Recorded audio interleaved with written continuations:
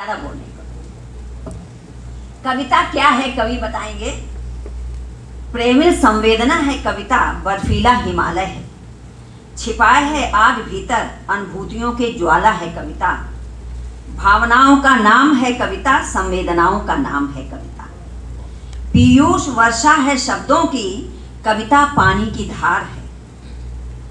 मन को धीरे से छूती है कविता, मन को धीरे से छूती है कविता, प्राणों में बस जाती है, मन के बंद कपाट खोलती है कविता। बस यही है कविता, बस यही। और चूंकि हम एक ऐसे विश्वविद्यालय में बैठे हुए हैं जहाँ संस्कृति पलती है, जहाँ संस्कार पलते हैं, जहाँ परंपराएं बदलती हुई चली आ रही हैं, तो इस विश्वविद्यालय और हमारे कुलपति के लिए एक मेरी रचना है।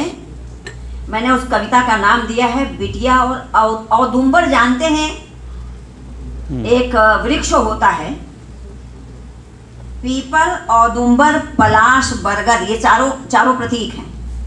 पीपल, औदुंबर, पलाश, बरगद प्रतीक हैं चेतना के, बिटिया भी होती है ऐसी ही।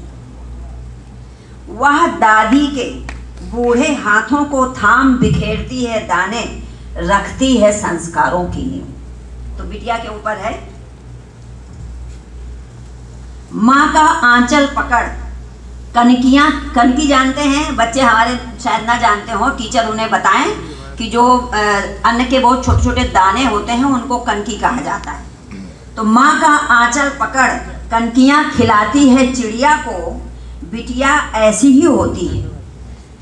चाची की परंपराएं जीती है, चाची की परंपराएं जीती है, बाबा से सुनती है किस्से कहानियाँ, रोपती है मन में रिश्तों के पौधे, रोपती है मन में रिश्तों के पौधे।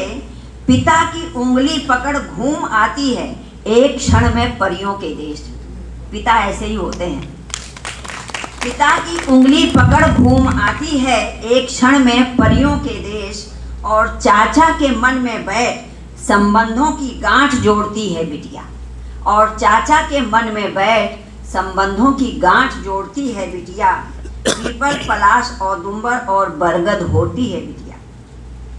वह बंध जाती है नए रिश्तों में, उसका दूसरा रूप। कहते हैं बेटा एक घर का होता है, बेटी दो घर की होती है। वह बंध जाती है नए रिश्तों और नातों में, दूसरी देहरी का दीपक जलाती है बिटिया। चेतना से नहाई सुबह की धूप बन जाती है। पीपल, पलाश, बरगद, औदुंबर प्रतीक हैं चेतना के, बिटिया भी ऐसी ही होती है, बिटिया भी ऐसी ही होती है। बहुत बहुत आभार कि आपने सुना। एक बार विश्वविद्यालय को, संपूर्ण विश्वविद्यालय को आभार देती हूँ, और साथ में जितने भी लोग इस कार्यक्रम की व्यवस्था से जुड़े, आप सभी को भी आभार। बहुत बहुत धन्यवाद। नमस्कार।